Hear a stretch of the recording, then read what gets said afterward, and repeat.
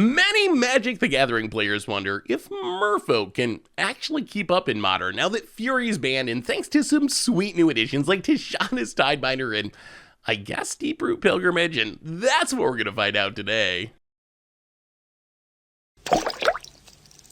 Hello everyone, it's Seth, probably better known as Saffron Olive, and it's time for another edition of Much Abrew About Nothing.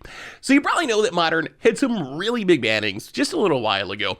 The biggest one, getting rid of Fury from the format, and Fury was banned in part to try to power down Scam, although as we saw last week that may or may not have actually worked.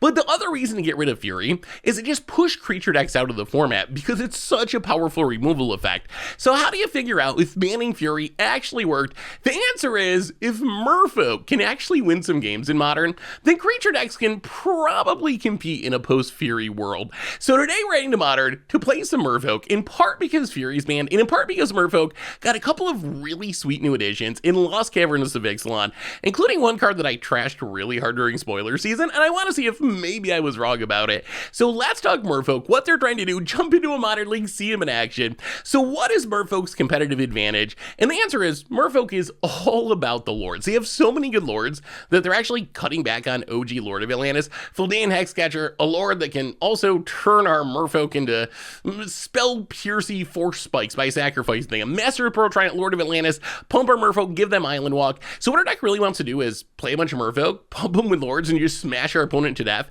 We also get the big payoff, Sevulan of Sea and Sky, and this is the Modern Horizons 2 card that was like designed to make Merfolk good. It's like such a ridiculous card. 3 mana 3/4. If we have 2 other Merfolk, it's indestructible. When it attacks, it draws a card, and our Merfolk have Ward 1. So this is just our big finisher, drawing cards, smashing our opponent, being indestructible.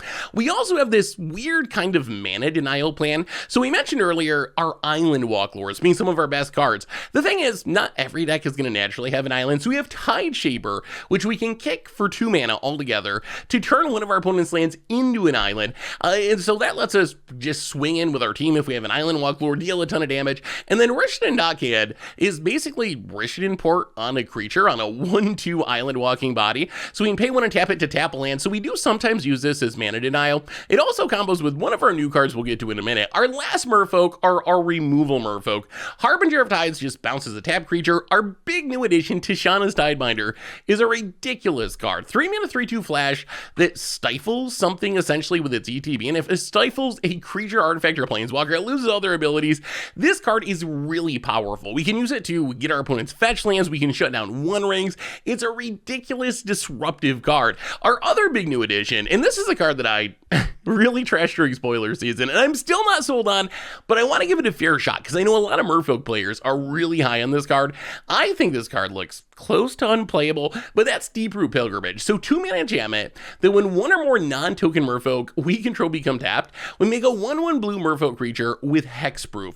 So in our ideal world, we play 1 drop on turn 1, turn 2 we drop this, we attack, we make a hexproof Merfolk, and then we just kind of like snowball it throughout the game. It also works with Rishadan Dockhand that like taps itself without attacking, and cool little synergy there, but it's kind of an army in a can. The problem is, if we don't have this on turn 2, or we don't have other Merfolk that stick on the battlefield, it just kind of does nothing. So I'm very, very curious if this card's like a busted snowbally card that's going to make Merfolk really good, or if it's kind of just like stone unplayable and super inconsistent and everyone's hyped about nothing, but we're going to jam it and find out. Otherwise, Aether Vial just ramps us, lets us jump our hand really quickly, force a negation for the unfair decks. Mana base Mutavaults is a Merfolk on a land, some caverns, a little bit of removal into Twara, a bunch of islands. In the sideboard, pretty simple, Dismember Stern Scolding for creature decks, Chalice of the Void for Cascade decks, Relic for graveyard decks, Hurkyl's Recall for artifact decks, Force a Negation for control and combo, and that is Merfolk for Modern.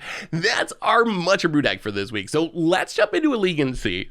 Is Merfolk actually good? Is Prof gonna be happy that the fish can actually compete in Modern?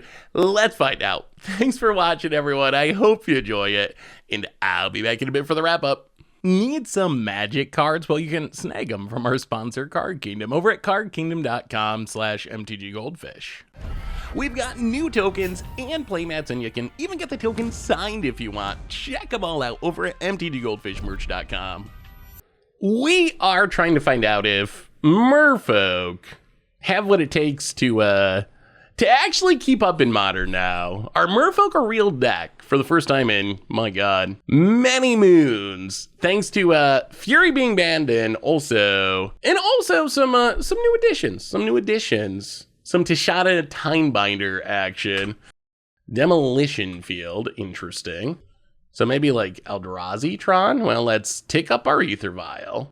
We draw a Force of Negation. Let's play a Twara. Yeah, I mean, I think we just round the Lord of Atlantis, right? Oh.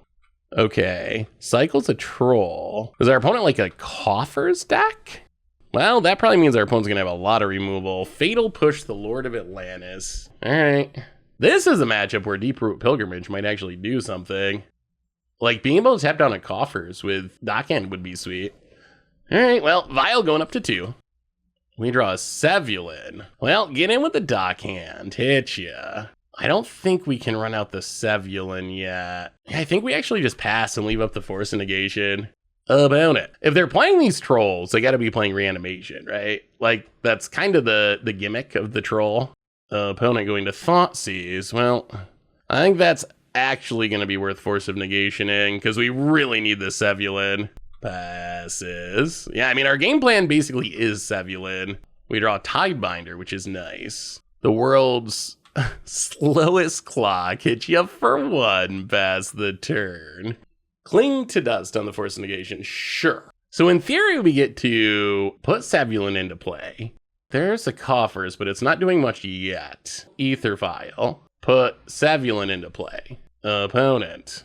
Demolition Field. Well, that is a good little Tishana Tidebinder target. Wow. Sickening Shoal. Okay.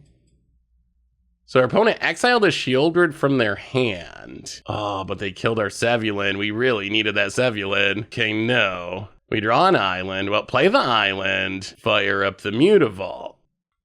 Play another Dockhand. Stop on our opponent's upkeep. I mean, it is Urushan Import time here. Tap down a swamp.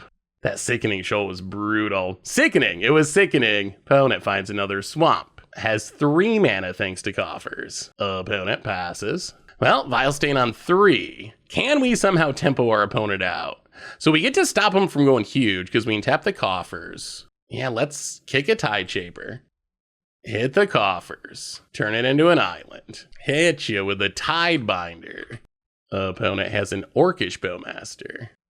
So they ping it and they chump it. We will tap a swamp. Maybe this doesn't matter. Opponent's playing a lot of instant speed, aren't they? Tap a swamp. Opponent's still at 13. We could use a Lord. What we really needed was that Sevulin that got Sickening Shoaled. Opponent passes. Vial stays on 3. We draw a Tidebinder. That's actually cute. All right, fire up the Mutavault. Do they have another Bowmaster? No, down to 9. Okay. Well, upkeep. Tap a swamp. These Dockhands are actually kind of doing some work here, like literally doing some work. Actually really disrupting our opponent. We shut down the Coffers. We're tapping down 2 lands a turn. Opponent's down to 9. We need like 2 more turns. 2 more turns. Or a Lord. A Lord would also be nice. Well, Vial gonna stay on 3. Opponent did find another swamp. Drops to 7. We'll pass the turn. Well, tap a swamp.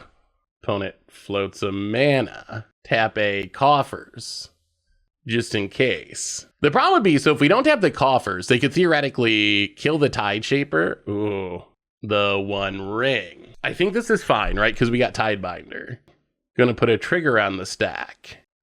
Ether Vial, a Tishana's Tidebinder. Stifle it. So opponent's gonna draw a card, sure. But 1 ring is shut off. Well, we untap. Vial stays on 3. I think we might have gotten there. Cavern on Merfolk. Fire up the Mutavault. Wow, I think we tempoed him out. Blocks. Well, we will fire off this Hexcatcher.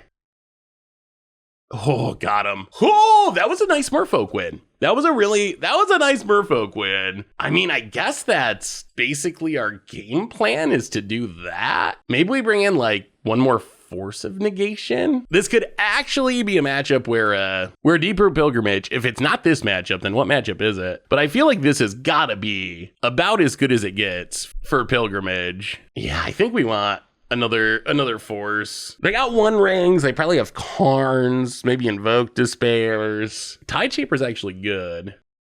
Probably Harbinger. Harbinger is probably our worst card. Chalice, I don't think does enough. You know what? Let's just run it like that. That's fine. Could see an argument for Relic maybe, but it's not like they're super graveyard heavy.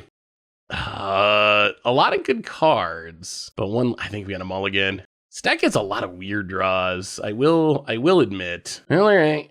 This is a reasonable, not thrilling, but a reasonable 6. We don't have anything that's like specifically good in the matchup, which is awkward.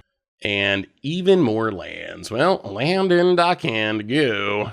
All right, no more lands, deck. No more lands, please. Dockhands were super good last game. It actually felt a little like Rishon Import. Just the ability to like keep our opponent off mana was huge. Opponent, Knight's Whisper to draw some cards. We untap. Let's play a Mutavault. Let's run out Hackscatcher, main phase, just to chip in for a little bit more damage. Get in with the Dockhand. Opponent down to 16. All right, there's an Urborg and a Bowmasters. Yeah, that's a pretty good magic card. Kills the Lord. Passing. Sevulin, but it's not actually protected at the moment, which is very awkward. I think we gotta wait another turn. I think we Cavern on Merfolk and run out Lord of Atlantis.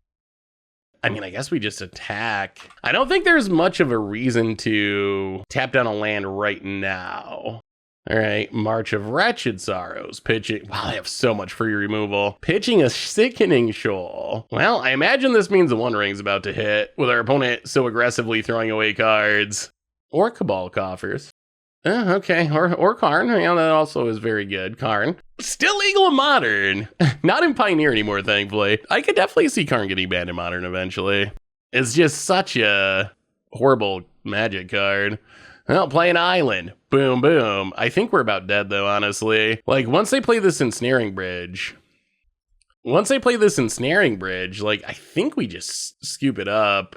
If, in theory, a Twara would be the out to that. In practice, our opponent has a Karn and has all the mana, and we can attack. Wow, what are you doing, Moto? Opponent blocks. Gonna keep the Karn. Opponent untaps. More swamps. Okay, gonna tutor again with Karn. Worm Coil Engine. And plays a Worm Coil Engine. We don't really have an answer for that. Ether Vial. Okay, yeah.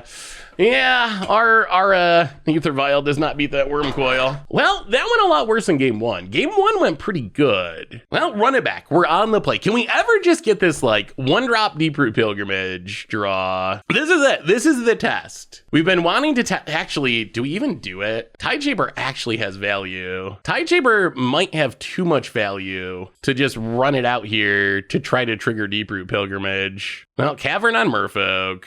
Yeah, I think we gotta wait.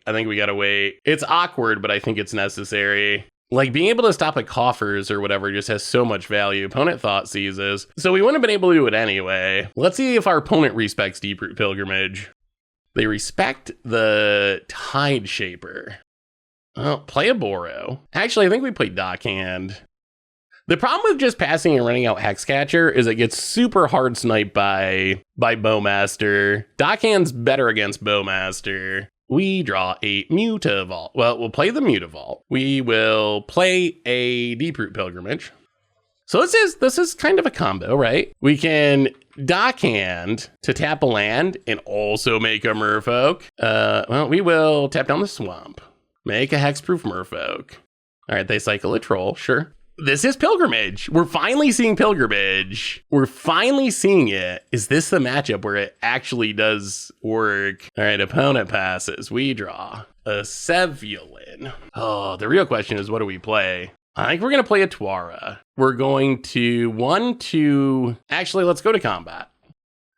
1, 2, 3. Run out Sevulin. Actually, you know what? we're gonna pass.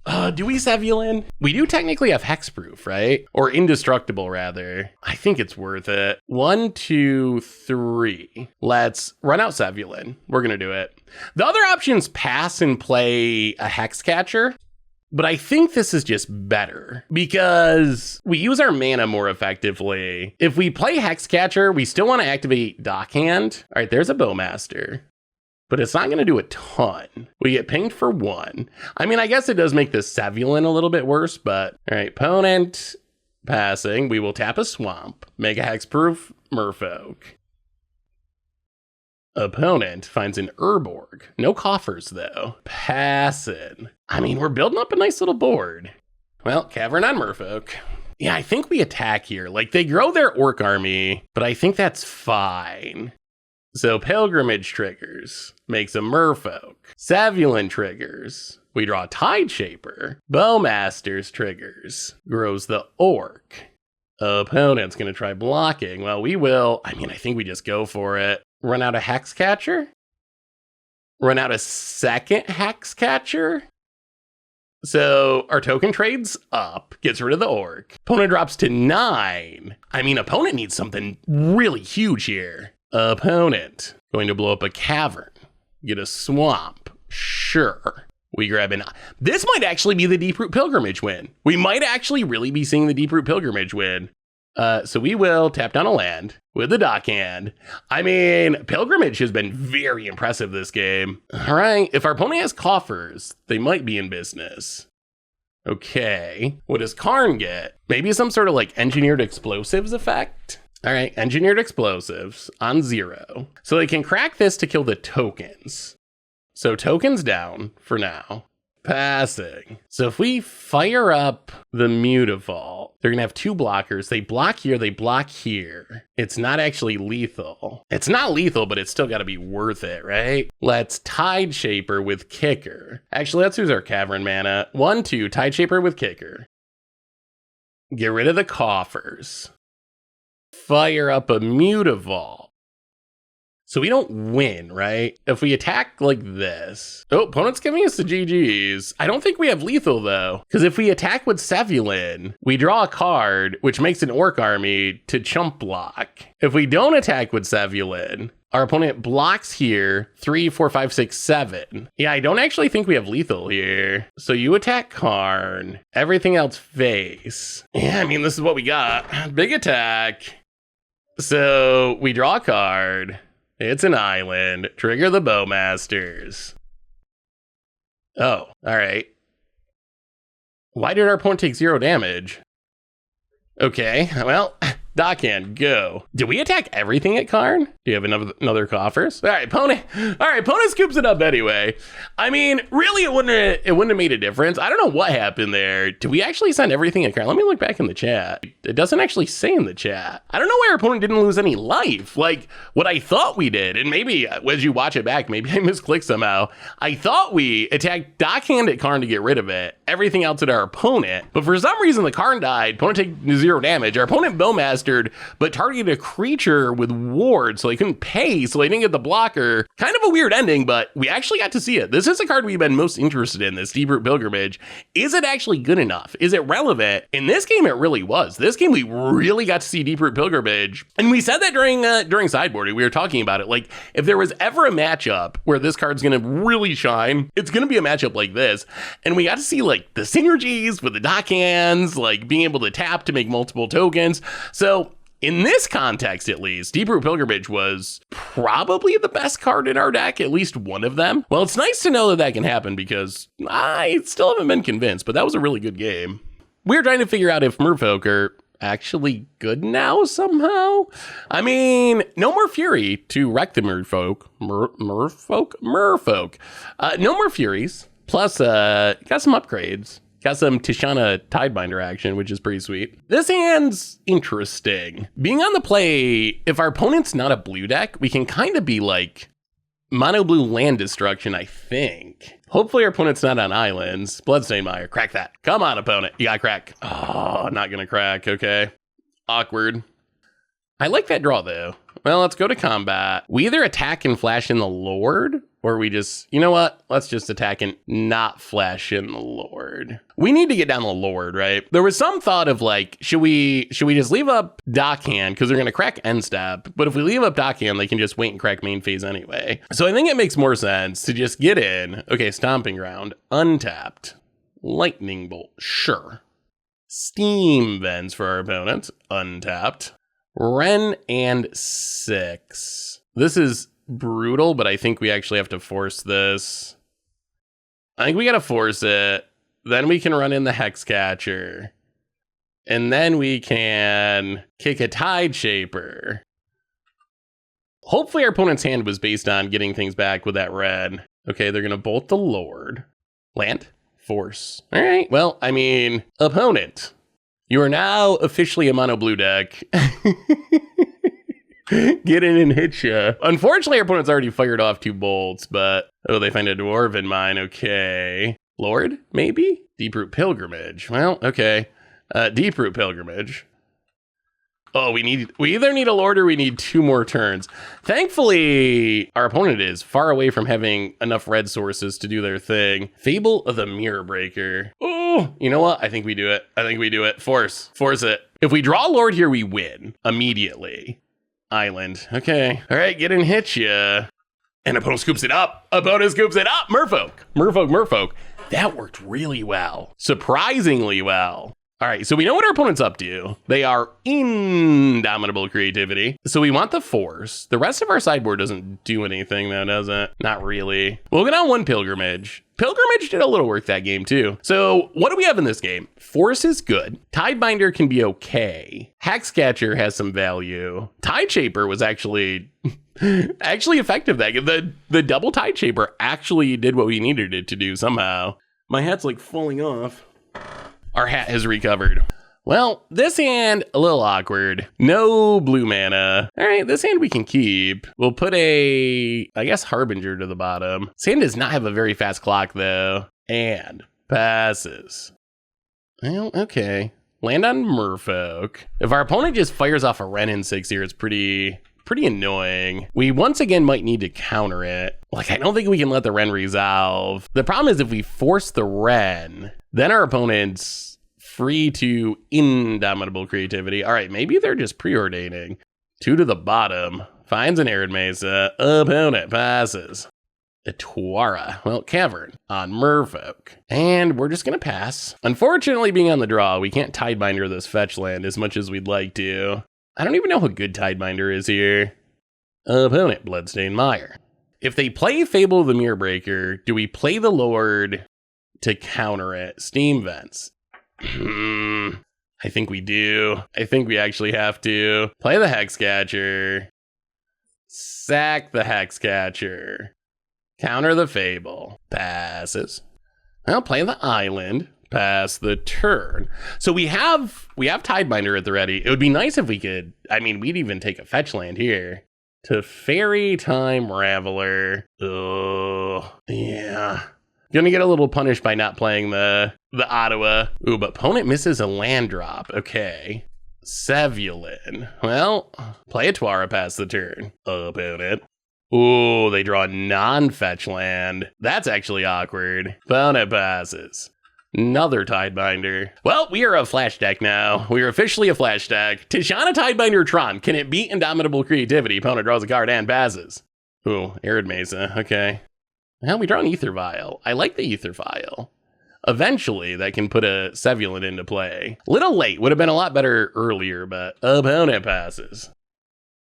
So here's the awkward situation we're in. Do we stifle the fetch land? Or do we stifle the Dwarven Mine? What if they have a Dwarven Mine in hand? Then I guess it doesn't matter either way. They just get us either way. All right, 1, 2, 3. 2 fetch lands is going to be a problem. Tidebinder. Hopefully they didn't draw another fetch. Stifle it. Oh, they did. All right. I think they probably have this one now. Dwarven Mine. Creativity. We don't have the answer. Elishnorn. Oh, I don't know how we ever beat an Elishnorn. Really? Yeah, we're just We're just hard lucked. Yeah, Alishnorn's an issue. That's not even our kind of cruelty. Alishnorn just straight up beats us, and we cannot kill it. All right, run it back. I mean, I guess, so, oh yeah, it's Vigilance too, so we can't even Harbinger of Tides it. Yeah, that's bad in like a million different ways. Well, run it back. We had a lot of Tidebinders, but our opponent played around them very, very well. Tidebinder, I think, like, it's very good, but if you expect it, it's a stifle, so you can kind of play around. There are ways to play around it, which we saw our opponent do there, like save up 2 fetches for the same turn. So even if we stifle one of them, you still get to resolve the second one. That's a pretty good strategy. So we're incentivized to hold on to the Tuara, because that is one of the only ways we can actually answer like an Alishnorn or something. Pretty much the only way once it hits the battlefield. So we're incentivized to hold on to it. Because we held on to it though, we weren't able to hardcast the Force. Although I guess in the end it didn't really matter. All right, I mean, we're gonna give this a go. I think Tidebinder backed by pressure is a lot better than just a Tidebinder. Well, Island and Dockhand. Go. Arid Mesa and passes. Play a Tuara. Yeah, I think we just Ether Vial. Ether Vial on turn 2 is still pretty good. Opponent cracks Steam Vents. Are they countering this? Ouch. Okay. I mean, that does slow us down quite a bit. Well, in that case, we are going to tap down your land. Well, now we definitely need to draw land. Bloodstained Mire for our opponent. And passes. All right, we draw an island. That's big. That is big. So I think we just pass. Oh. And yeah, we're gonna stifle that. Tishana's Tidebinder, stifle it. Keep you at 1 land. Oh, Tidebinder's so good. Sacred Foundry for our opponent. Tapped or untapped? Tapped or untapped? Untapped. Opponent's down to 14. A Sevulin. Hit you with the Tidebinder. Hit you with the Dockhand. Actually, do we hit with the Dockhand? I think we don't. Takes it to 11. I mean, we're just gonna play the tempo game, I think. Tap down a land. That was awkward. I didn't have the upkeep stop set, but our opponent jumped right to combat, so we still got to tap a land down.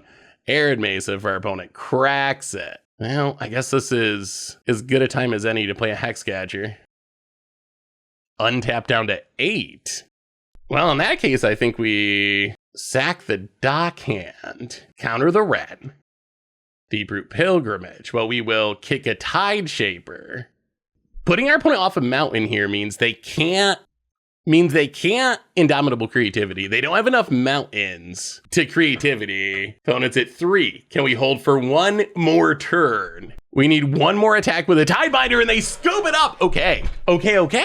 Merfolk, we saw the power of Tidebinder. Like, having a stifle was so incredibly big. It allowed us to play like Merfolk land destruction almost in this matchup. And it actually was good enough to let us pick up the win.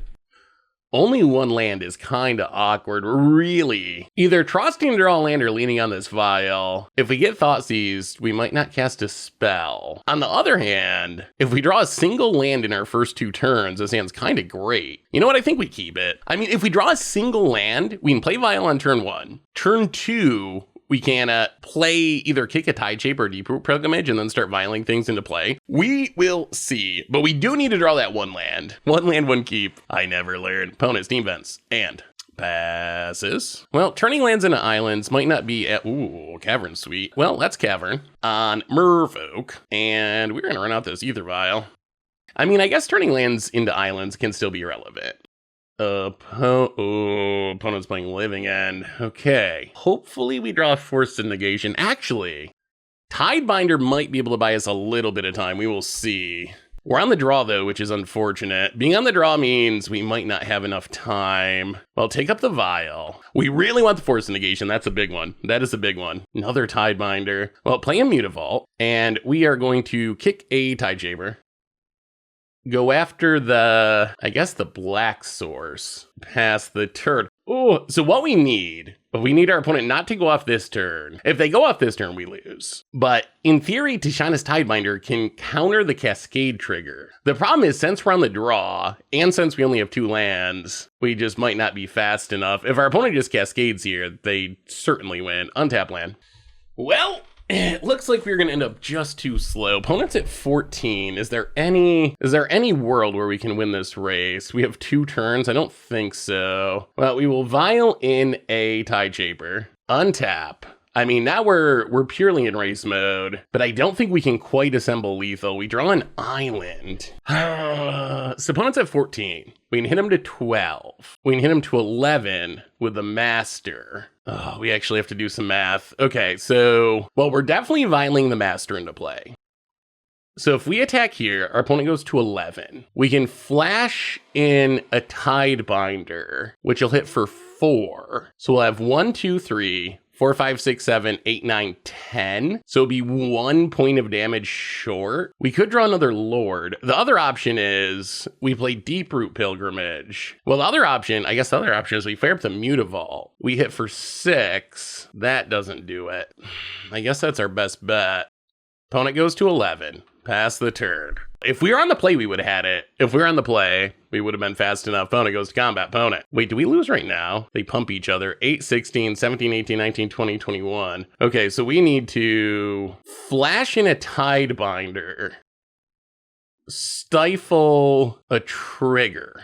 So we take 6, 12, we take 19. And if we draw another Lord, actually, if our opponent doesn't have a blocker, cycles. If they don't have a blocker, we can attack with this Master of Pearl Trident. Wait, are we gonna steal this? Is there actually a chance? We're going to take up this vial since we have another Tidebinder. We draw a Hexcatcher. Well, I mean, fire up the Mutavault.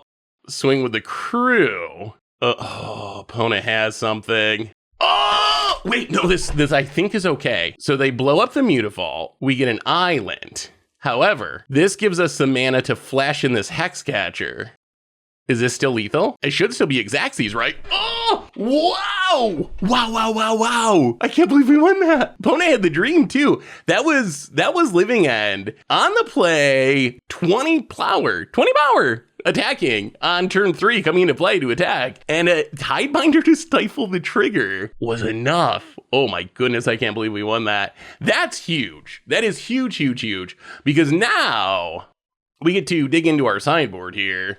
And we get to bring in 3 Chalice of the Voids and another Force of Negation. The question's going to be, what do we cut? Can we cut 1-drops? Can we cut Tideshaper? So Tideshaper, or do we want Dockhand? We need to cut 4 cards. I guess we can go Pilgrimage seems kind of slow and clunky. What if we go 2 Pilgrimage? Oh, we actually have a Relic too. What if we go 2 Pilgrimages, 2 Tideshapers? Oh, we actually have a lot of hate. That was a huge win. That was a huge win for this deck because now we get to bring in the hate cards and our sideboard is going to be way more impactful than our opponent's sideboard. So that win is going to be really big. I think we go down another Pilgrimage. Pilgrimage seems kind of just slow and clunky. Maybe we cut all the Pilgrimages. Yeah, we'll keep one. Let's try it like that. Well, that was big because now we get a bunch of sideboard cards. That was an unlikely win. That was an impressive win for Merfolk. Oh, God. From 1 lands to 6 lands, we are not keeping that. This hand is Relic, and that's literally it. Maybe forever. Well, are we going to 5? This would be another hand where we're basically just hoping to draw lands, or that this Relic holds for a while. Yeah, I think we got a mulligan. All right, we will keep. Unfortunately, we have 0 hate cards. So we'll put a Deeproot Pilgrimage to the bottom. I think it's either Vial to the bottom or Land to the bottom. Yeah, I think we gotta go Vial. Well, 5 cards. Let's see if we can do it. Hexcatcher is nice. Hexcatcher could be relevant here. Passes.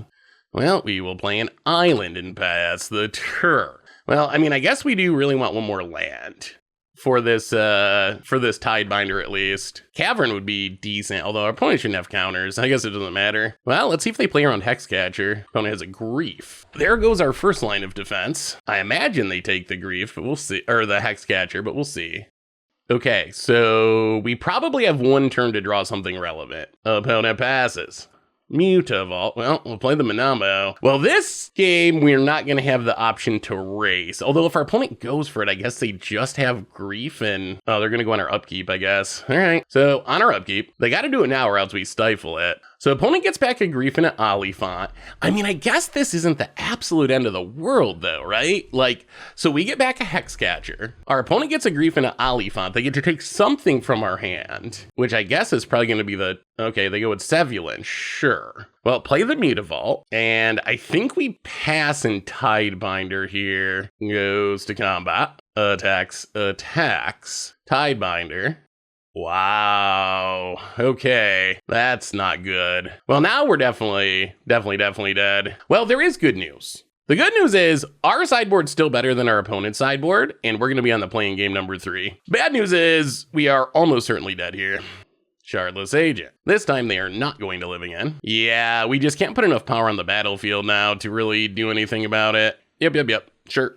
We're on the play for game number 3. Our hand cannot possibly be that bad at again. You can see the play draw difference. It's huge. Force of Negation, Hard Cast, Tishana's Tidebinder, so many of our answers. I don't think we can keep it. It's like Ether Vial. Like, it's an okay Merfolk hand, but like we have no hate cards. I think we got a mulligan. Well, this one we're going to keep, perhaps against my better judgment, but so Island and Ether Vial. So our hate card is Tidebinder. Whether or not that is enough remains to be seen. But that is our current answer. Opponent, going to start with a Grief. We have so many hate cards in the deck and we are just not drawing them. They probably should have banned Grief. Seems like that might have been a good idea. Watsy. We played Scam last week and it's still really good. All right, there goes our hate card. Opponent, Misty Rainforest. Dockhand can probably buy us a turn. That's not that like it's something, but it's not that valuable. We still need a real hate card. We draw an Island. Do we even play the Lord of Atlantis? It's just gonna get killed. Like, it chips in for a little bit of damage. Play Mutavault, pass the turn. Opponent's gonna start their cycling. Please, a Blood Crypt, untap down to 15. Opponent, pass it. Well, we're gonna Vial in the Dockhand. Untap. Pick up the Vial. Draw a Mutavault. Do we attack with the Mutavault? What's the worst that happens? They have a Fire Ice effect, and then we gotta put Lord of Atlantis into play? Fire up the Mutavault. Hit you with the Mutavault. Not going to put the Lord of Atlantis into play.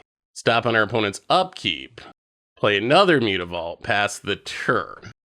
So our hope is that we can set up a board state where if our opponent does Living End, we can still hit our opponent for lethal. So Dockhand, tap down a land. Opponent cycles. Passes. Do we draw a hate card? So I think Vial's going to stay on 2. Tide Shaper. Well, play the Island. The problem is they can do it at instant speed, but to do it at instant speed, they need red mana, right? So we can fire up both Mutavaults and attack. Go to combat, hit you for 2. Opponent goes to 11. Opponent gonna cycle. Yeah, the instant speed cascade. So the instant speed cascade means we need to top deck an answer, and we need to do it right now. Opponent goes to 9. Well, let's draw a Force of Negation or a Tidebinder. One of them right now. Leave it on 2. Sevulin. Ooh, Sevulin's good, but it's not good enough. The problem is we cannot survive the attack, right? Like, that's the issue here. So now we're just hard locked. If we go to attack, then they just instant speed wrath us. Oh, we have so many hate cards that we just could not draw them. Is there even a realistic plan here? So I guess we kick a Tide Shaper? This isn't a very realistic plan, but we kick a Tide Shaper. Our opponent just has too much power. They have enough power that go after the red source. Now our opponent has to cascade. Yeah, there's the instant speed cascade that we could not find an answer for. So opponent gets a huge board. We get a Tidebinder, and then we die. Oh, and we can't even counter a trigger. I mean, that's just a lethal board, right? So we can Vial in the Lord of Atlantis. Opponent takes our Sevulin. So we can block one thing. 4, 5, 6, 7, 8, 9, 10, 11, 12, 13, 14, 15, 16, 17, 18, 19, 20. Yeah. I mean, I feel like we played that well. We just have like, there's the relic. We just have like a pile of cards. There's a Chalice. We just have a Force of Negation. We just have a pile of hate cards, and we couldn't find them. We mulliganed a lot too. Double Lord and a 1-drop. Force of Negation, I guess, is a bit of defense. We're on the draw, unfortunately. Ink Moth Nexus. Shadow Sphere. Okay, that's probably an issue. Well, play the land and Dockhand. Go. I mean, we're going to be able to stack up a lot of Lords. Does that matter? Is it going to be enough? Our opponent's got to be a Hardened Scales deck. Walking Ballista seems brutal. Urza's Saga. Okay. Hangerback Walker. Opponent passes. Well, we'll play the island, and do we master Pearl Trident? I guess we could tap down the Urza Saga to try to keep our opponent from making a construct and just pass. That feels so bad, though. Yeah, I mean, master the Pearl Trident. We're gonna need a way to give our opponent an island, I think. Get in there. All right, opponent takes up the Saga to construct territory. The Oz, maybe they don't have a land. Okay. If our opponent doesn't have a land, then this is way better for us. All right, they take up the Walker, sure. This is actually looking a little better. We will play a Mutavault, run out the Master of the Pearl Trident, go to combat, hit you for 6. And yeah, I think we're just going aggro here, down to 12. So here goes the Saga. They get to tutor up something, but they already have an Ozolith. They already have a Shadow Sphere. So I'm not sure what they're actually tutoring up here that's super helpful. Like, these are kind of the two biggest targets, and they're both legendary. Okay, they get a Springleaf Drum, so that makes a little more mana, potentially. Opponent definitely needs it, because they have 1 land. That Urza Saga went way better for us than I was expecting. Okay, opponent, even more Urza Sagas. Another Hangerback Walker. And a Haywire Mite. All right, so opponent's just running the dorks out. Opponent passes. We draw another Dock Hand. Is there a way we get 1 shot? All right, so we're going to play a Tuara. We're going to play another Master of the Pearl Trident. We're going to fire up a Mutavault. And we're going to get in there. I guess there's a way we get 1 shot if they have Ravager, because they're going to make a bunch of Hangerback Walker dorks and get counters on the Ozolith. Opponent blocks. Yeah, so they take up, they lose the Hangerbacks, they make a bunch of 1/1s. Yeah, I mean, I guess we kill both of them, right? Yeah, we'll kill both of them. So opponent kills a Lord. They drop to 4. They gain back 2. They make a ton of flyers. They get a bunch of counters on the Ozolith. Yeah, that's a lot of chump blockers. That is a lot of chump blockers. All right. Yeah, if we could have only given our opponent an island. That's what we couldn't find this game. Well, hopefully they don't have Ravager. Ravager, I guess they need a land. They need land Ravager to try to go for an Inkmoth Nexus kill. Ancient Stirrings. Kind of think there's an argument for Force of Negation on this. Force of Negation picture the Dock Hand. Because we can't Force of Negation the Ravager if they find it off of it. Okay. Well, that's bad. And they still have infinite chump blockers. Opponent gets in with a Thopter. They're going to shoot down a Master of the Pearl Trident. Going to shoot down both Master of the Pearl Tridents. This does use all their counters, though. All right, so opponent spends the Walking Ballista, kills our Lord. Little do they know we have another Lord of Atlantis. And a Force of Negation that we can't cast. Well, 1/2. Lord of Atlantis. Fire up the Mutavault. Opponent blocks. They can make a construct, too. You know what we need? We need a way to turn our opponent's land into an island. That is what wins us this game. The bigger issue is if they make this construct, eventually they're going to get the Shadow Sphere on it, and that's going to be an issue. Boy, are we going to end up just short? Walking Ballista is basically just Fury. It is essentially Fury, with the help of the Ozolith at least. I mean, don't you just make a big construct and try to put Shadow Sphere on it? That seems like the obvious play here. All right, gonna float for mana. That's gotta mean they have something scary in hand, because there's no way you float for mana. They get a Zabaz. So they must have another Walking Ballista or a Ravager. They blow up the Zabaz to put a counter on the Ozolith and on the token. Oh, is this really just another Ballista? Okay, they equip the Shadow. Okay, so they're going with Shadow Sphere the token and plays the Gemstone Caverns. Yeah, I don't know if we can win the race now. Well, at least they didn't make a huge construct. They're only getting in for 4 lifelink. All right, opponent gets in, hits us, gains back 4, leaves back some blockers. We drop to 15, they go to 8. We draw. Something good, please. Manamo. That is kind of the opposite of good. Fire up the Mutavault. Yeah, now we're kind of in flood out mode here. Well, land number 5, Manamo passed the turn. Yeah, Force of Negation's pretty sketchy in this matchup. Gotta play the land so we can cast it, though, because there are things that we could want to hit with it. I mean, we're slowly eating through the Thopters. That's good. Hardened Scales. Well, I mean, we're going to cast it. There's not many targets, so we might as well fire it off. Officially out of cards. Opponent's got one left. Unlikely to be a land because they would have played it. All right, down to 11. Opponent goes up to 10. Last card. Oh, another Ballista. That's not good. Oh no, the flooding continues. Well, fire up the Mutavault. I think we're dead, though. Attack with everything. Yeah, we've just drawn too many lands. Opponent's gonna block with the Ballista. Lets it go, gets a counter. I mean, we'll hold on to the Cavern. Yeah, this has been the wrong time to draw a few lands in a row, that's for sure. Wrong time to draw the lands. Now the problem is we're just gonna lose to this Thopter. Since we've drawn all these lands, we aren't pressuring enough. Our opponent's gaining back as much as we're hitting them for. So because of the life gain, I don't think there's a card in our deck that we can draw that changes the outcome of this. Because our opponent just hits us for 6, goes up to 11. There's not a card in our deck that wins the game or stops them from killing us the following turn. So I'm pretty sure we're literally 100% dead here. We'll play it out. We'll make our opponent actually kill us. But as far as I can tell, we are literally 100% GG'd.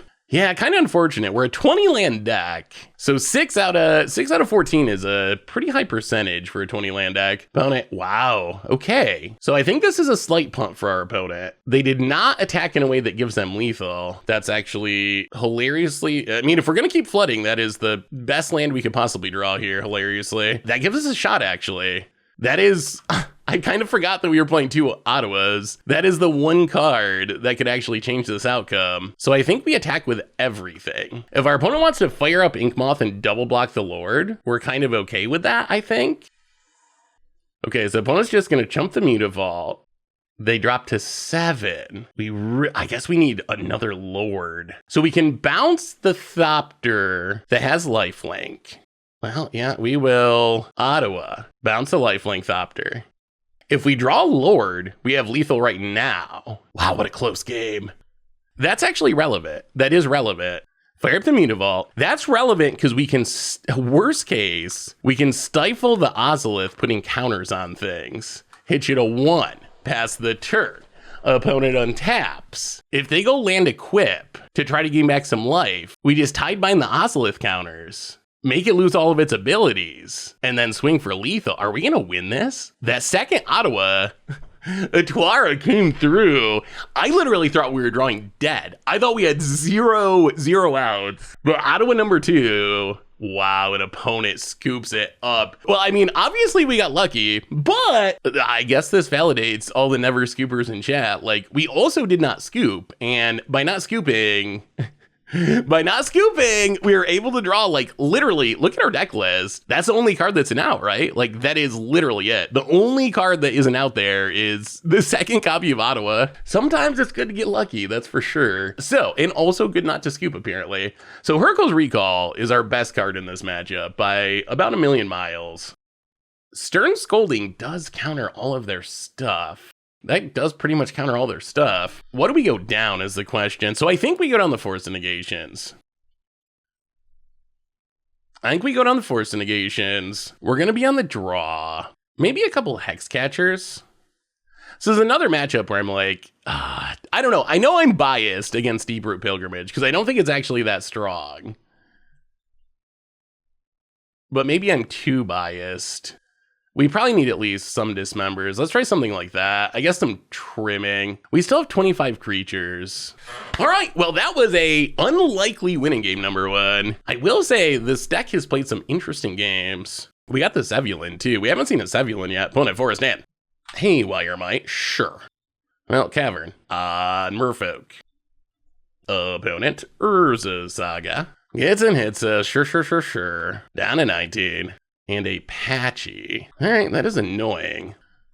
Well, we'll play an Island. I don't even know if we want a Harbinger of Tides as Haywire Might. That seems kind of bad. Because then they just recast it to trigger the Patchy. It is a blocker, though. Should we just pass? Like, bouncing the Construct's going to be very important, I think. I mean, I guess if we bounce it, they can't replay and make a Construct. You know what? Maybe that's actually fine. Well, let's just play the Harbinger of Tides.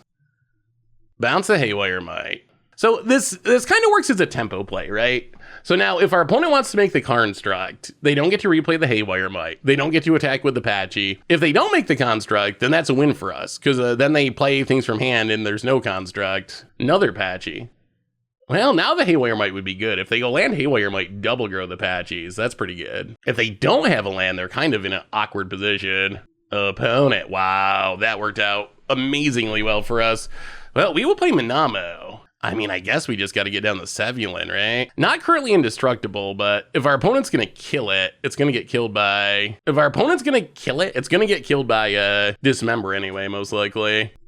No attacks. We're going to stay on defense. All right, if Sevulin stakes and we get to start drawing cards, then we're thrilled. Our opponents had an awkward game of not drawing enough lands to really maximize these sagas. Happened in game 1 too. They drew a lot of sagas, but didn't make any constructs, and constructs are what I'm most scared of out of this deck. They might have to get the Springleaf Drum, honestly. Feels bad. Like, you want to be getting something more impactful, but our opponent might just have to get it to have the mana. All right, they go with the Shadow Sphere.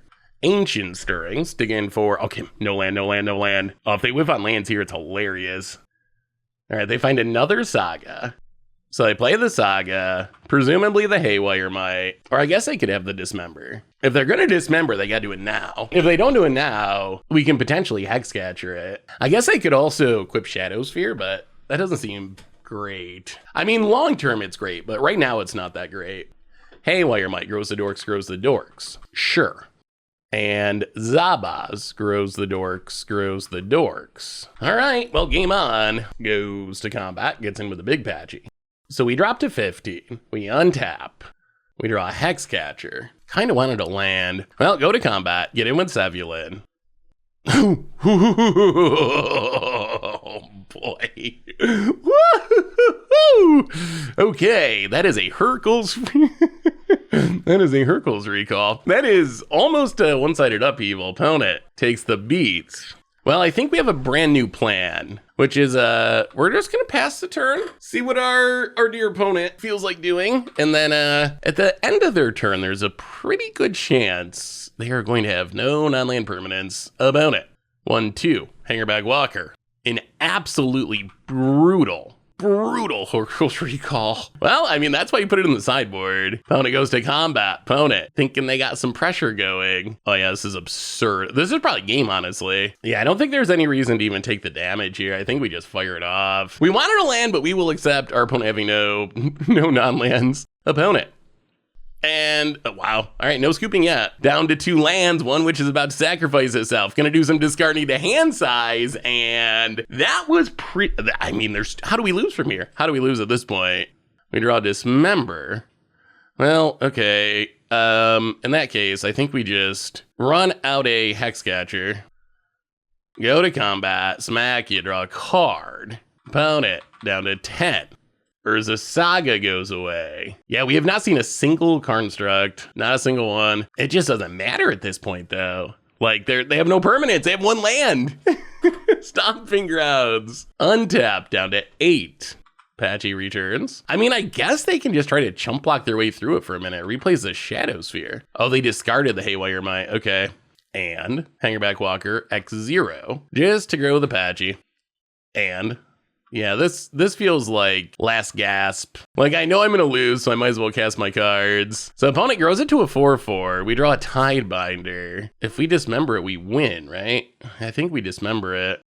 And pay the ward? And hit you for 8? Yes, we would like to pay the ward. And that was a great Hercules recall. And opponent scoops it up.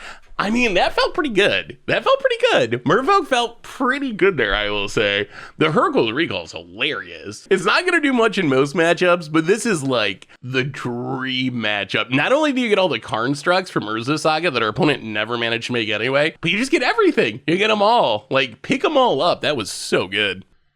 Opponent's on the play. We probably Ether Vial on one, but Ether Vial, maybe kick a Tide. All right, kicking a Tide Shaper is going to be less meaningful if our opponent's leading on basic island. Oh no, is this Merfolk Mirror? I don't know if we can win the Merfolk Mirror. Opponent's got intimidating lands, but have you seen our White Border Volcano lands, opponent? Who wore it best? I mean, these lands are iconic. Like, Unhinged are just like, they're so clean. This is back when being full art meant something. And even compared to a lot of other full arts, they're so clean. Like, the art is so full. They don't clutter it up. But, I mean, White Border Volcano 7th edition. That's also Tony's Cruzulio. Knew how to draw a volcano, that man. About it. What else is on Basic Island? Basic Island definitely makes me think Merfolk. Basic Island Mutavault, it's gotta be Merfolk. It's gotta be. Oh, okay. Silvergill Adept. So this is actually kind of interesting. Actually very interesting, because I think we actually do kick this Tide Shaper to get rid of the Mutavault. This is actually very interesting, because Silvergill Adept is more or less the card that we have cut to play Deeproot Pilgrimage. It's going to be interesting to see if the card advantage from Silvergill Adept is better than the potential token production of Pilgrimage opponent. Silvergill Adept getting Island Walk from the Master Pearl Trident. Gets in, hits us. Well, we dropped to 17. I think our biggest advantage this game is going to be this Ether Vial letting us dump our hand, assuming we don't just flood out. All right, Ether Vial, take it up to 2. We draw another Tide Shaper. Well, play the island. Put a Lord into play. Hit you for 3. All right, that's not great. Dismembers the Lord. Well, we will play a Sevulin. Pass the turn. That Dismember is not great for us, because we no longer have Island Walk and our opponent does. And that is the biggest deal in this matchup. Opponent combat hits us. Well, I guess we need to find another Island Walk Lord nowish. Opponent did have to take 4 to do that, which is nice. Well, Vial. Okay, they have a Trickster. So I think we need to Tidebinder the Trickster trigger. Wow. Subtlety, pitching Silvergill Adept. Do we want it? So they're tapping down our Sevulin. They have 2 cards in hand. We can Violet into play. So we hit our opponent to 11. They hit us for a ton. 6. I think we go bottom. I think we gotta go bottom. So there goes our Sevulin. Wow, that subtlety. Let's stay at 2. Ugh, Tide Shaper. And this doesn't have Island Walk. 1, 2, 3, 4, 5, 6, 7, 8, 9, 10. Play a Tuara. Yeah, opponents had all the removal. Play the tap land, pass the turn. Opponent's deck looks a ton different than our deck. You can see how big of a difference the Deeproot Pilgrimage thing makes. It's like, no, opponent's playing a lot of cards that aren't in our deck. Silvergill, Subtlety, Dismember. Well, we're closing in on the needing a miracle stage of the game. Vial, it's got to stay on 2 in case we draw the Lord, right? Harbinger of Tides. Draw a card. Deeproot Pilgrimage. Kick a Tide Shaper to hit the Waterlogged Grove. Yeah, we're not going to play the Pilgrimage. Pass the turn. An opponent has a Tidebinder. I mean, we're not technically dead to just this, because we can put this Harbinger into play off the Vial. If our opponent has another Lord, then we're dead to this. Okay, Silvergill is not a Lord. Opponent draws. Oh, we really need Island Walk though. Ether Vial. Put the Harbinger into play to bounce the Tidebinder. We drop to 2. If we draw a Lord, we win for sure. Well, Vial staying on 2. Our hope is if we leave Vial on 2, we could theoretically draw Island Walk Lord off Sevulin and put it into play. Pilgrimage. Not especially relevant. I think we're winning or losing right now. We should win here, right? Everything has Ward. Swing. Draw. Wow, opponent scoops. Would it have been a Lord? No. Although Ottawa actually would have been relevant. We could have bounced something. We had 2 Deeproot Pilgrimages in hand and still managed to win. So I guess that was impressive somehow. I think we're going down the Deeproot Pilgrimages here. Especially being on the draw, it's going to be hard to find. It's going to be hard to find the time to actually get them on the battlefield. We'll go down the Pilgrimages. We'll go up Dismembers. And I think Stern Scolding, is it worth it? It is, but they also have Cavern. Let's go down 2 Tide Shapers and go down 1 Stern Scolding. Force Negation's also bad, right? Maybe we get to keep the Pilgrimages by default. Yeah, let's try it like that. Well, we won game 1 somehow. Maybe Pilgrimages is better than Silvergill Adept, even when it is just rotting in her hand. Well, this hand's a little slow, but it's got a lot of power. Tide Shaper. Well, Island, go. I guess we should have played a Boro, shouldn't we? Would have saved a point of damage there. Silver Gillidap, revealing Sevulin. Well, that's kind of awkward. Opponent gets and hits us. Down to 18. Play a Boro. I mean, we can just bounce the Tide Shaper. We know there's a Sevulin in hand. Do we need to save this to bounce a Sevulin? Probably. Actually, you know what? I think we just do it. I think we just go tempo-y. We gotta catch back up a little bit. Harbinger Tides. Bounce the Tide Shaper. There's a risk that if we just play a Lord here, I feel like we fall too far behind, and that's like doubly, triply true of Pilgrimage. Pilgrimage feels a bit slow on the play in this matchup. Like, if we just play Pilgrimage here, we probably just die before we do anything. Bonnet, Itwara, combat, goes attacking. They're gonna play Sevulin. What are we gonna do? Yeah, I think we trade. Opponent. There's the Sevulin. How about a Dismember? Dismember would be a sweet draw. Dockhand. Well, play an island. We'd love to just stifle the Sevulin, but I don't know how realistic it is. They could have subtlety. The other option is like Dockhand Lord. That actually sounds kind of better. We could play our own Sevulin. Maybe we just got to take the high risk line. The high risk, high reward line is using this to answer Sevulin. Yeah, it's so telegraphed, but I think we got to go for it. We got to hope for the best. Well, I mean, Tidebinder, come on. Oh, no answer. Stifle it? Is it Tidebinder Wars? Do they also have one? It didn't get subtletied. Because remember, Tidebinder gets rid of all abilities. Wow, that was big. So we take 3, but their Sevulin now has no text. No ward, no card draw, no indestructibility. It is all gone for as long as Tidebinder stays out. Silver Gill Adept. We would love to draw a land here. A land would make our life much easier. And a Tide Shaper, no kicker. Tide Shaper. Play a Lord of Atlantis. Play it. Oh no. Mistakes may have been made. Oh, mistakes were definitely made. Oh no! Oh, I think we just killed ourselves. So back when WotC first started making Lords, they were like, hey, Flavor, like, if you had a Merfolk Lord, it's a Lord of all Merfolk, not just your Merfolk. It would be weird if, like, your opponent's Merfolk, did not bow to the Lord or whatever. Yes. So they formatted these old Lords in a way that they affect every creature of their type on the battlefield. So, for example, Lord of Atlantis gives all Merfolk +1/+1 an Island Walk. That includes our opponent's Merfolk. Playing that Lord was, I would say, unwise. Oh no. Well, remember that video where I was like, does this ever matter? Does this ever matter? Is there ever a time when pumping your opponent's Merfolk is actually relevant? The answer is yes. The answer is now officially yes. The good news is we're in a pretty bad position that game anyway. I think we likely were going to lose that game. So I guess if we're gonna take the Lord of Atlantis out after that. They deserve to sit on the bench for a while. If there was ever a game to punt away, I guess it was that one because I don't think we were gonna win it anyway. We were on the draw, we were behind in tempo and in mana, so it wasn't going well anyway. But yeah, Lord of Atlantis, I guess you just got it sideboarded out in the Merfolk mirror. Yeah, giving our opponent's team Merfolk or Island Walk, not optimal. Shame scoop. I actually think Lords play more interestingly this way. They're never going to bring it back because of exactly what we just saw, but it's never going to happen. WotC will never let some new player build their fish deck and just get themselves. But it does kind of add a little bit of tension, right? Like having it not all be upside. That's one of my gripes with current Magic is it feels like, and it's probably better for the game overall, right? Like it's probably better for the game overall, but I feel like a lot of downsides have just been removed from Magic. And I think downsides are sometimes super interesting. Ooh. Well, this is it. This is a game where we get to see, does our Deeproot Pilgrimage beat our opponent's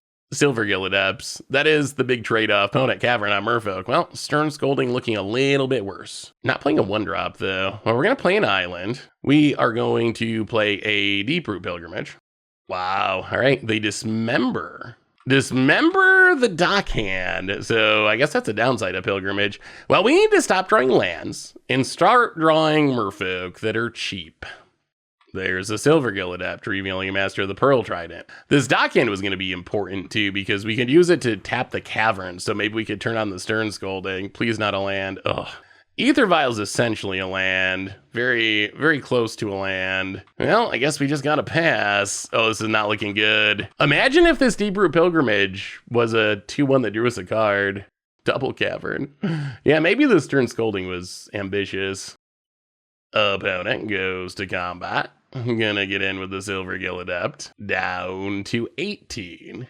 Oh, do they have Sevulin too? Oh, geez. Oh, this is going so poorly. Yup. Tick up that vial. Harbinger of Tides. Well, we'll play even more lands and pass the turn. Opponent. Oh boy, this turn's scolding. Scolding us for sideboarding it in. There's a Master of the Pearl Trident. And fires up the Mutavault. Draws a card. Well, I mean, we get to Harbinger of Tides to bounce the Sevulin. Oh, jeez. Oh, God. Well, our opponent also has a Subtlety. This game has not sold me on Deep Root Pilgrimage. This game has sold me on Deep Root Pilgrimage being as bad as I imagined. So we kill this. None of it really matters, though, right? So we dismember the Master of the Pearl Trident. We drop to 4. We Harbinger to bounce this. I mean, we'll play it out to the bitter end. I think that pretty much does it. So dismember the Master of the Pearl Trident to get rid of the Island Walk. We drop to 4. And then we Ether Vial. Yeah, this game has me thinking that Silvergill Adept is better than Deep Root Pilgrimage. In game 1, I mean, I guess maybe there's some recency bias. In game 1, Pilgrimage felt good, right? It actually felt good. In this game, Pilgrimage, we spent 2 mana for a literal dead card. We had the dock hand. We had the combo. We had dock hand into Deep Root Pilgrimage. Our opponent killed the dock hand, and we have not gotten there's the Island Walk again. And we have not gotten a single Deep Root Pilgrimage trigger. Not a great performance. Not a great performance for the... Well, I mean, our opponent also just drew way better than we did that game. But part of that's because they drew an extra card, right? With the Silvergill Adept. This was a performance that has me skeptical of the Pilgrimage. I'm still... Boy... We've seen some really good games. We've seen some really good games with the Pilgrimage where it actually has gone off. But... we've also seen some really bad games. Can Merfolk... boy. Can they afford the inconsistency? I think that's where I'm landing on Deep Root Pilgrimage. Not that it's bad, but its ceiling is high and its floor is low. Its ceiling is one of the better cards in our deck. When you have the turn 1 dock hand, turn 2 Pilgrimage, you make a big board, especially against removal heavy matchups, it's actually pretty effective. So its ceiling is moderately high. Not like best card in our deck high, but it's like moderately high, and in the perfect matchup, like the Mono Black Coffers matchup we saw, maybe it is best card in our deck ceiling. The floor of Pilgrimage is utter trash. Like what we saw this game, it is 2 mana, do literally nothing. And that's what it was. It did literally nothing this game. I'm wondering if maybe the idea of having Pilgrimage be a main deck card, maybe it's a sideboard card. Because that Coffers game, if you go back to that Coffers game, that was the most shining example of how that card can have a really huge positive impact on a game. So I'm almost wondering if maybe you play this in the sideboard, and when you run into, let me pull up the modern meta here. And when you run into those like grindy control style decks with a ton of removal, then you bring it in, and that's where it really shines. So like the Coffers matchup, that's one of the big ones. The Coffers matchup, so perfect and impactful there. And there's Dimir control, like stuff like that. I think that's where it's really, really good. On the other hand, if you're playing against fast combo, it seems pretty slow to be impactful. Like, what's it going to do against Amulet Titan? Like, do we really want to spend 2 mana when our opponent's going to be Primeval Titaning, hastening it up the following turn? Probably not. So I wonder if it's better suited as a sideboard card. Like, maybe the end game for this deck is something similar to what we have going on here, but maybe we bring back in the Silvergill Adapts, because I felt like overall, so, boy, all right, wrap up time. Is Merfolk back? Yes-ish. The issues are very important there. The issue is very important to this analysis. Yes-ish, I would say. So on one hand, the deck performed pretty well. Overall with the deck, we went, 4-3? In 7 matches throughout parts of 2 leagues. Like that's a reasonable record. Like that's fine, right? So it's competitive-ish. It's certainly way better than it was when Fury was everywhere, 40-50% of the meta. Like you actually have a chance to win with Merfolk. And I'm sure like if you're a really good Merfolk player who practices, you're gonna do better than I did with the deck. Remember, Modern is a format that really rewards you for learning your deck super well. So we're always at a little bit of a disadvantage when we're just like, hey, let's pick up this deck in the dark that we've never played before and go for it. It goes fine, but like, it's not as good as someone who, just plays Merfolk every day, day in, day out. So I think Merfolk is definitely much improved. It is way better than it was a month ago. Couple of weeks ago before the bannings, the new addition to the deck, new additions, Tishana's Tidebinder, that's the truth. If anything, my only regret is this deck only has 3 of them, and I think it's like a 4-of style card. It's so good. It is, think of how good you think it is and then add like 10 to it. Like it's really good. It impressed me, and I want to play this card in like every deck now. It is just such a sweet and powerful card. Deeproot Pilgrimage, that's where we started with this whole conversation. I feel like the Deeproot Pilgrimage turns this into a high risk, less consistent build of Merfolk. Like we saw Pilgrimage go off in some games and it was awesome. And then we saw it be a dead card in some games, which was kind of sad.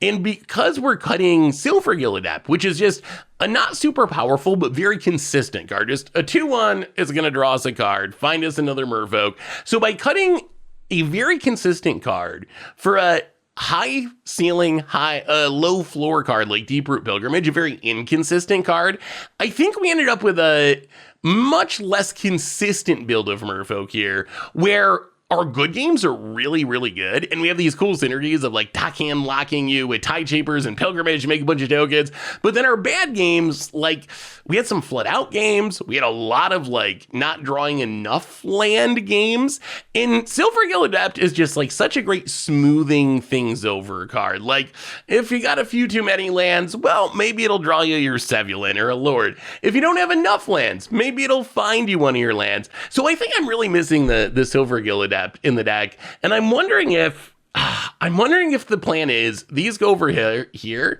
and then Silvergill goes back in the main deck. I'm leaning towards that being a possible good plan for Merfolk.